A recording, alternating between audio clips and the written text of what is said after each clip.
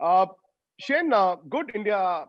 The series is not starting in Sydney because Steve Smith scored some billion runs and his average is some 500 million in Sydney.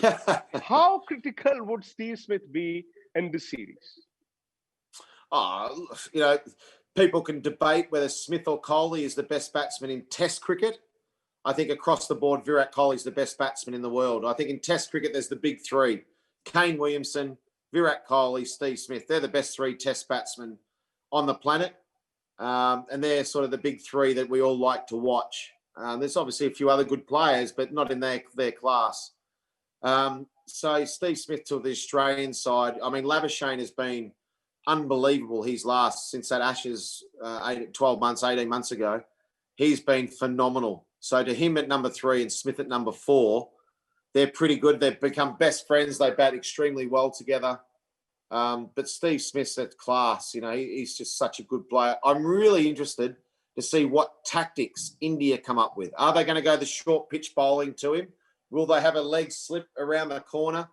I'm really interested to see what tactics Ravi Shastri, Virat, and the other big bowlers come up with to see how they bowl to Steve Smith when he first gets in. I'm really interested to see that. If I was India, I'd be going after him with a short stuff and a leg slip and see what he does. But yeah, I'm very, very curious to see what they come up with.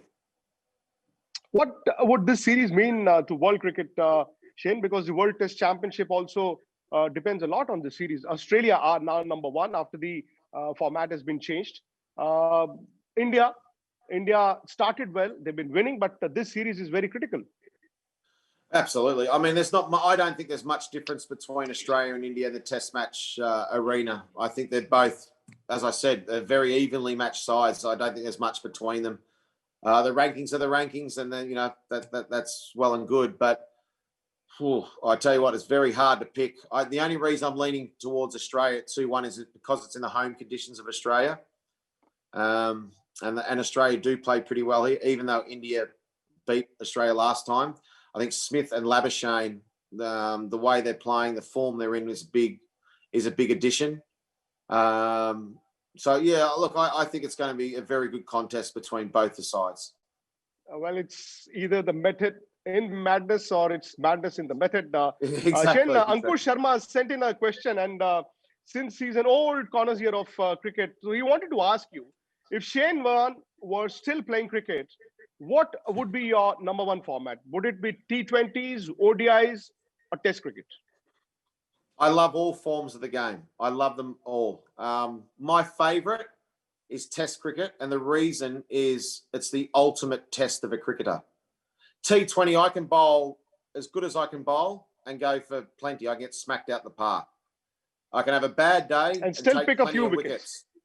And, I can bowl rubbish and get hit, but also take wickets. In Test cricket, there might be a spell here or there that I get whacked or take a few wickets, but over the course of 5 days, 2 innings, I think it tests every part of your character, not just your cricket skill. There's the mental side of it. There's the preparation, the patience, the discipline.